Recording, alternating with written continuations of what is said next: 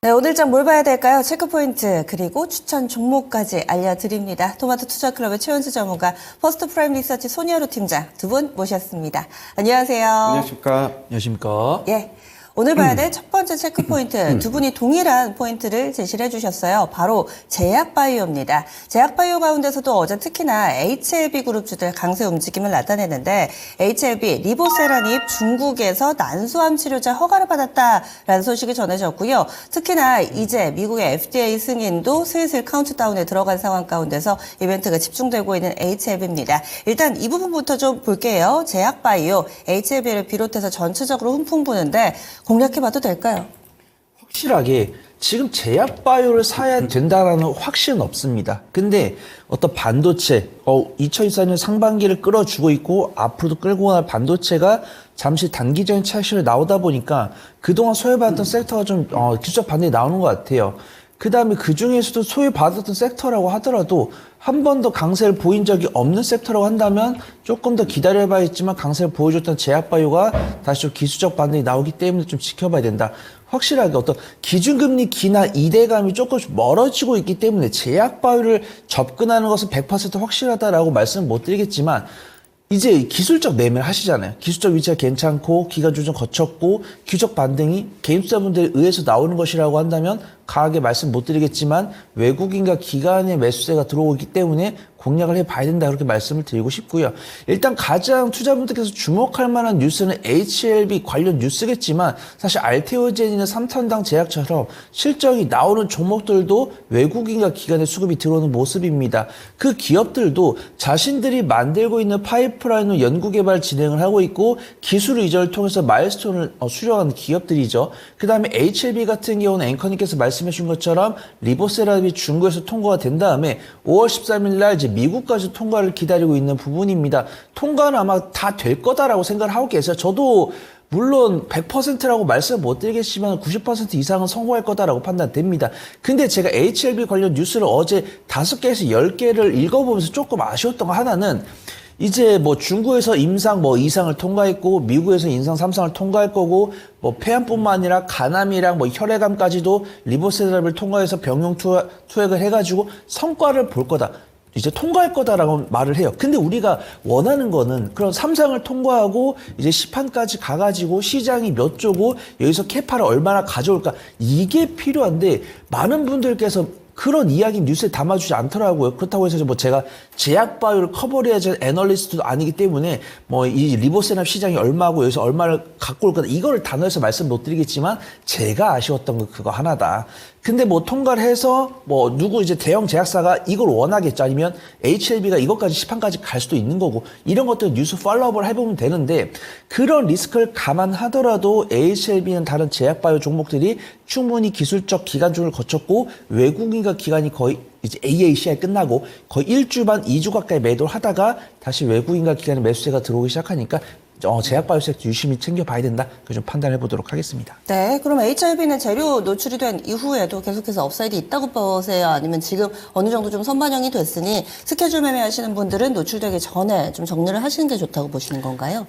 지금은 일단 기간 좀 충분히 거쳤고 이제 미국에서 임상 발표가 5월 13일이니까 지금부터 이제 5월 13일까지 스윙 관점으로 매매를 하신 다음에 5월 13일 이후에는 뭐 다른 신약 기대감이라든가 아니면 뭐 시장에 대해서 캐파를 가져갈 수 있는 부분들 체크해 보셔서 정확하게 매매해 보시면 좋을 것 같습니다. 예.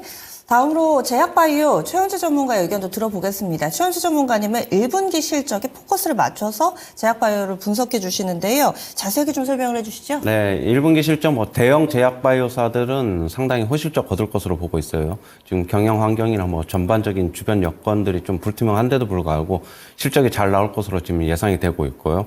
일단 삼성바이오로직스서부터 먼저 보면은 1분기 매출 같은 경우에 전년 동기 대비 28% 증가해서 약 9,200억 정도 기록할 것으로 보고 있고요.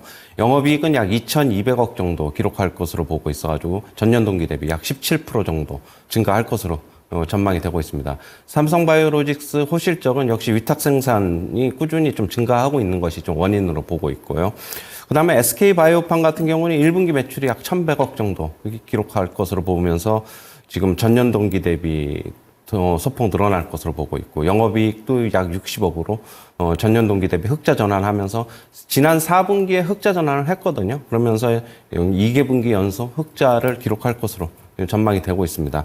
SK바이오팜 호실적은 역시 세노바메이트라고 하죠. 북미 시장에서 판매가 호조되면서 실적에 잡히고 있어서 긍정적으로 보고 있고요.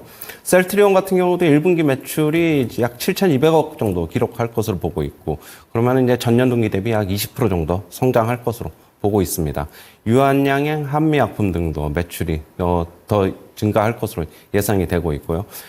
대형 제약 바이오사들은 지금 대부분 올해 1분기에 컨센서스 대비 상회하는 실적을 기록할 것으로 일단 전망이 되고 있습니다. 어제 삼성바이오로직스 같은 경우에도 뭐 기술적 반등이 좀 나왔는데 지금 보시면은 지금 80만 원에 어제 회복을 했어요. 고점이 88만 원인데 저는 삼성바이오로직스 장기적으로는 상당히 긍정적으로 보고 있어요. 장기적으로는 뭐 100만 원도 당연히 가능하다라고 보고 있고 SK바이오팜 최근에 주가 좀 부진했지만은 역시 실적에 대한 기대감을 갖고 있으면은 지금서부터 서서히 조금 움직이지 않을까라고 보고 있고 삼성바이오로직스는 오늘 실적 발표인 걸로 알고 있습니다. 그리고 뭐 셀트리온, 유한양행 어제 유한양행 좀 강하게 상승했는데 이런 업체들도 같이 보자 이렇게 정리해드리겠습니다. 네, 지금 실적은 비교적 양호할 것 같은데 주가에 반영된 건 별로 없는 거죠? 그렇죠, 맞아요. 네.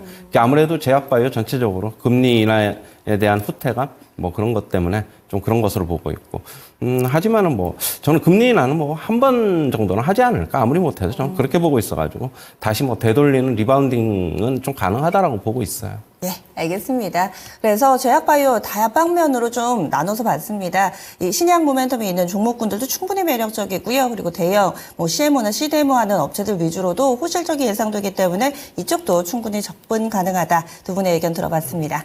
다음은요, 이차전지 쪽으로 포인트 옮겨보겠습니다. 어제였습니다. 포스코 쪽에서 미래 혁신 과제를 발표를 했습니다. 여기에 내용을 보자면은 소재 기술 선점 그리고 3년 내에 M&A를 추진하겠다라는 내용이 포함되면서 테슬라는 사실 최근에 너무 안 좋습니다. 그럼에도 불구하고 국내 2차전지 조금씩 바닥을 다지고 올라가려는 흐름을 나타내고 있는데 이것이 과연 의미가 있을 것인지 2차전지 다시 봐도 되나요? 네, 많은 분들께서 2차 전지를 어떻게 해야 되나, 언제 사야 되나 고민하고 계셨다고 한다면 조금 더 보유 기간을 좀 줄어들 수 있는 뉴스가 나왔다고 판단됩니다. 우리가 알아요. 2차 전지는 앞으로 우리나라를 이끌어갈 산업 성장이고 2030년까지도 성장세가 지속될 것이다라는 걸 알고 있습니다. 근데 2021년, 2022년에 너무 폭발적인 성장성이 나오다 보니까 일시적인 캐즘에 빠진 것이죠. 그 다음에 미국에서는 AMPC까지 나오면서 우리나라 기업들이 이제 미국에까지 가가지고 증설을 해가지고 그나마 이제 증설이 완료가 되면서 AMPC를 얻는 그런 상황까지 왔습니다. 그렇기 때문에 실적이 2022년 후반기부터 2023년 상반기 폭발적으로 상승을 했다가 2023년 하반기에 다소 위축된 모습을 보여주고 있는데 투자분께서 기대하셨던 건 그거예요. 그럼 2차전지 관련 종목들이 바닥을 언제 잡을 것인가? 그 1분기 실적이 굉장히 좀 중요할 것이다라고 판단됩니다.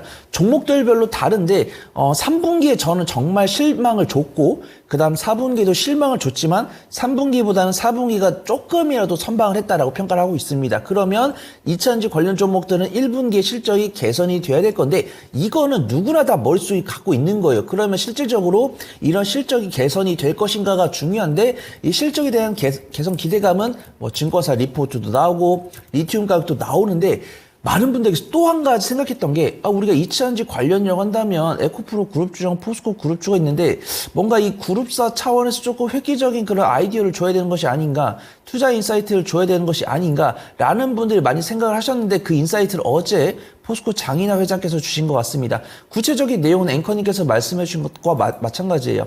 에코프로 그룹주 같은 경우는 1분기 실적 발표 전후로 앞두고 뭐 주주환원 정책, 액면 분할, 에코프로 BM, 뭐 코스피 이전 상장 이런 다양한 투자 인사이트를 줬는데 포스코 입장에서 한마디도 안 했다는 거죠. 그 다음에 포스코홀딩스 같은 경우 자사주 10% 이상 보유를 하고 있고 저PBR 관련 종목들 같은 경우는 이런 자사주 소각을 통해서 주주 환원을 하겠다고 했는데 그런 이야기를 한마디도 안 하셨어요. 그러면서 이제 탄소 배출권 뉴스가 나오면서 외국인이 빠져나갔는데 다행히도 어제 장인하 회장께서 2차전지 관련 사업을 진행을 하겠다 이런 발언이 나왔고요.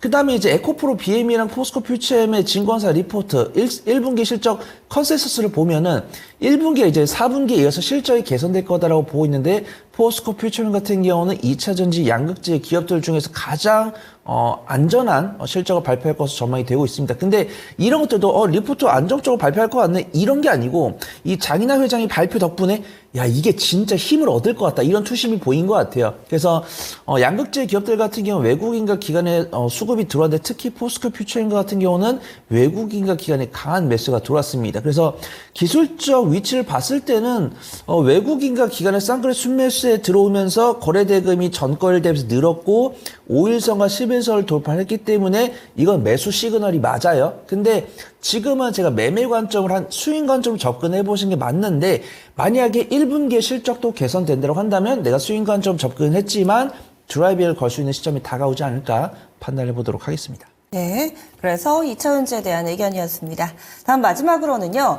시장 분위기에 전혀 영향을 받지 않은 무풍지대가 있습니다. 물론 딱 이 섹터라고 말씀드리기는 힘들겠지만은 대표적으로 삼양식품 하면은 떠오르시죠. 라면 종목군입니다. 삼양식품은 어제도 거의 30만 원 선 근처까지 오름세를 보여주면서 50주 신고가를 달성했습니다. 라면 이제는 성장주다. 그리고 또 원달러 환율 상승의 수혜주로도 많이 좀 거론이 되면서 라면주들의 고공행진 어디까지 이어질 것인가? 삼양식품 외에 다른 라면주도 그러면 동일한 궤적을 그릴 것인가? 많이들 궁금해하시는데요. 최현주 전문가님 분석을 좀 해주시죠. 네, 라면 업체들 지난해 역대급 실적을 기록을 했는데 올해 1분기에도 호실적을 기록하면서 올해도 결국에는 실적에 대한 기대감은 계속 가지고 갈 전망입니다.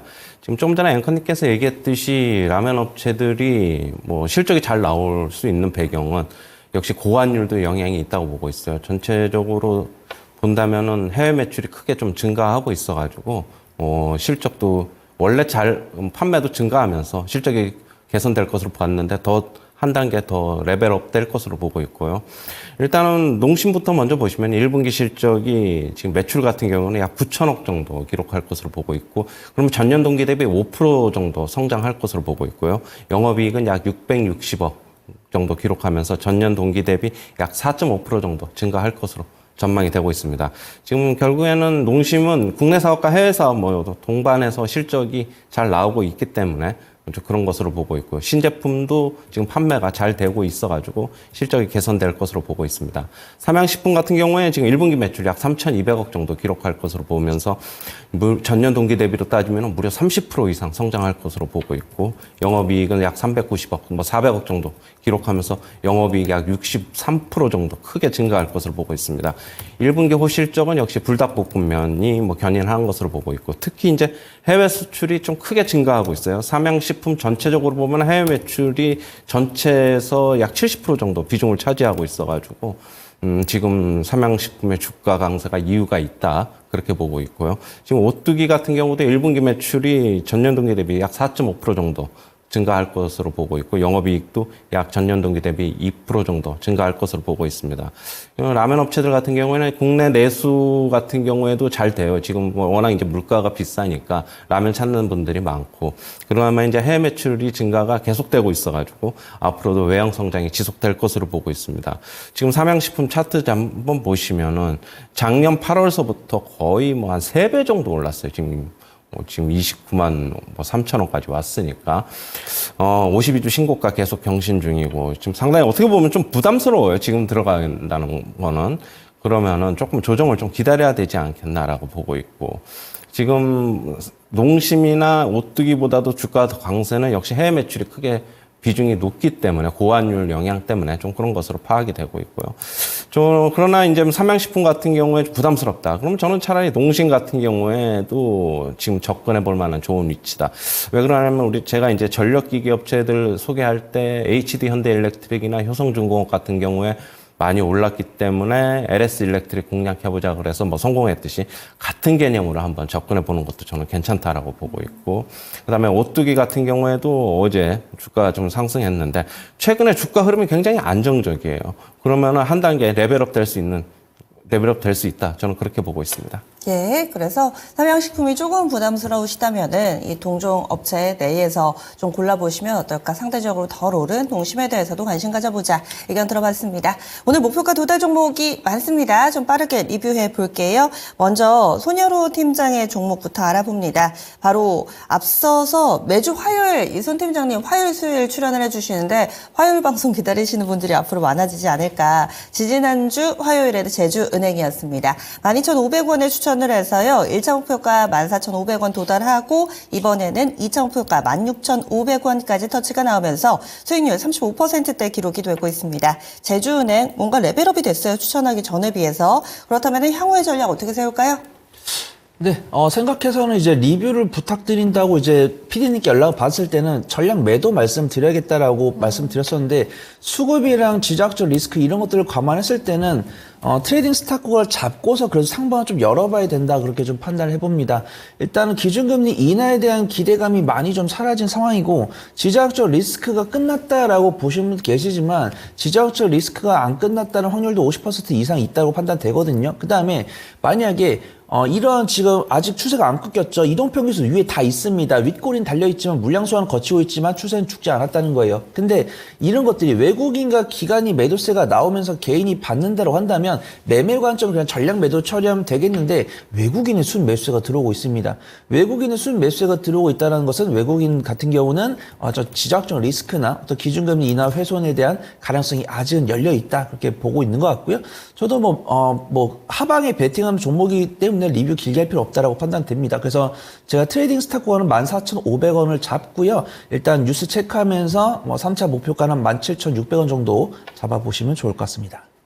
3차 목표가 다시 한번 말씀해 주시겠어요? 3차 목표 17,600원 정도 보도록 하겠습니다. 17,600원이요. 예. 그래서 아직까지 이 여러 가지 리스크 요인 살아있어서 17,600원 3차 목표가로 약간 올렸습니다. 다음으로는 그리고 바로 지난주에요. 지난주에 STI를 제시를 해주셨는데 이 종목은 35,500원에 매수 체결됐고요. 목표가 4만 원이었는데 훌쩍 뛰어넘었습니다. 다만 아쉬운 점이 있다면은 목표가 터치 이후에 빠르게 또 상승폭을 반납하기도 해서 현재는 매수가 부근까지 내려와 있는데 그때 정리를 하신 분들도 계실 테고요. 여전히 들고 계신 분들은 기회를 놓쳤나 이런 생각도 하실 거예요. 리뷰 부탁드릴게요. 네, 우선 전략 매도하신 분들은 수익 축하드린다 말씀드리고요. 만약에 청산을 못하신 분들도 조금 다시 보유해 보시면 된다라고 판단됩니다. 어떤 매수가 부분까지 왔기 때문에 제가 2차 목표가 이런 걸 잡아드리기는 어려울 것 같고 오히려 이제 삼성전자 투자 뉴스 이제 미국으로부터 보조금을 받았던 뉴스가 나오면서 장비 관련 종목들이 강세를 보인 다음에 ASML 뉴스가 좀 반영이 되면서 좀 단기적인 차익이 나온 것 같아요. 근데 그 과정 속에서 이제 반도체가 엔비디아를 중심으로 밀리다 보니까 저번 주 목요일과 금요일에 강한 약세가 좀 나온 것으로 판단됩니다. 하지만 해당 종목 자체는 어떤 성장성에 대한 의문은 없기 때문에 조금 보유를 한다라고 한다면 괜찮을 것 같고요. 외국인과 기관의 매도세가 나오고 있지만 아랫단에 61선과 121선이 위치하고 있기 때문에 이 구간은 지지하지 않을까 그렇게 판단됩니다. 기회가 된다라고 한다면 저도 외국인과 기관 수급 들어왔을 때 다시 한번 공략하기 위해서 말씀드릴 수 있다라고 판단되고 있고요. 미처 매도하지 못하신 분들도 이제 61선과 121선 지지 여부 보고서 나중에 이제 38,000원과 4만 원 사이에서 다시 안전하게 빠져나올 수 있는 종목이다 좀 말씀드리도록 하겠습니다. 네, 이 종목은 그래서 지금 들고 계시는 분들은 기존의 목표가를 유지를 하시면서 조금 더 홀딩해 보시면 되겠습니다. 목표가 상향 조정은 없습니다. 다음으로 최현재 전문가도 두 종목이 있습니다. 바로 삼성중공업이고요. 2월 마지막 날이었네요. 삼성중공업 8,000원대 이하에서 사가지고 목표가 10,000원, 2차 목표가가 10,000원이었는데 도달을 했습니다. 현재 수익률은 30%에 육박합니다. 이 수익도 상당히 좀 소중한데요. 사실 당시만 하더라도 조선주 추천이 많지 않았습니다. 그때부터 이 체크포인트 시간을 통해서 최현재 전문가 중간중간 이 조선주 팔로우업 해주셨고 이렇게 목표가 도달 소식도 간간히 전해드리고 있습니다. 삼성중공업 어떻게 할까요? 어제 음봉이 좀 나오면서 하락을 했지만은 아직 5일선도 살아있고 그렇기 때문에 저는 추가 상승 여지가 있다고 보고 있습니다. 일단은 3천 목표가 많이는 안 올리고 한 11,000원 정도로 올리겠습니다. 네, 약간 약간 상향 조정합니다. 추가 상승 여력 남아있다. 삼성중공업 3차 목표가 11,000원.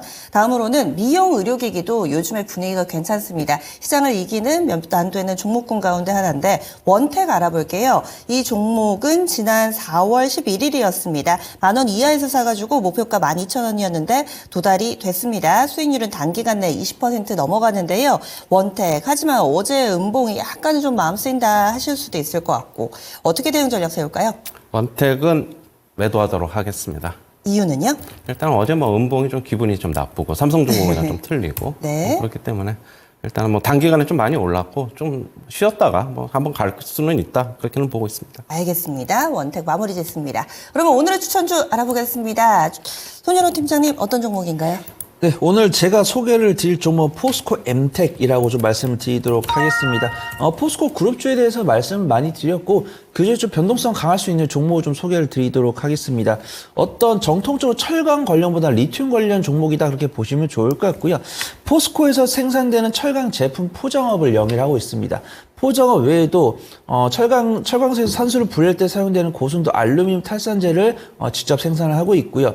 포스코가 소유하고 있는 광산이나 포스코에서 운영하고 있는 공장의 운영권을 보유하고 있기 때문에 이차전지 리튬 관련 종목으로 부각이 됩니다. 하지만 리튬 관련 실적은 포스코 홀딩스가 가져간다는 거 그 부분을 알아주셔야 됩니다.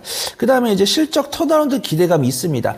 포스코 엠텍 같은 경우 분기별로 이제 포스코로부터 약 800억에서 900억 가량의 공급 계약을 받는데요. 근데 이번 2024년 1분기에만 1,800억 원 이상의 매출이 나왔기 때문에 포스코 홀딩스에서 공장을 증설하고 공장을 많이 돌리다 보니까 생산량을 늘리다 보니까 포스코 엠텍이 이런 거에 대한 실적을 얻을 것 같다는 증거사 리포트가 있습니다.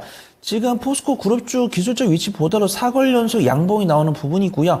이제 5일선과 10일선을 돌파한 다음에 21선과 61선 돌파를 앞두고 있는데 수급동에 보면은 기관의 매수가 들어왔고요. 포스코 그룹주에 대해서는 포스코 퓨처처럼 어제 외국인이 포스코 그룹주들 상당히 매수하는 모습들이 확인되고 있습니다. 그래서 단기적인 관점을 좀 분할 매수한다고 한다면 단기 수익 가져가실 수 있는 종목으로 판단이 됩니다.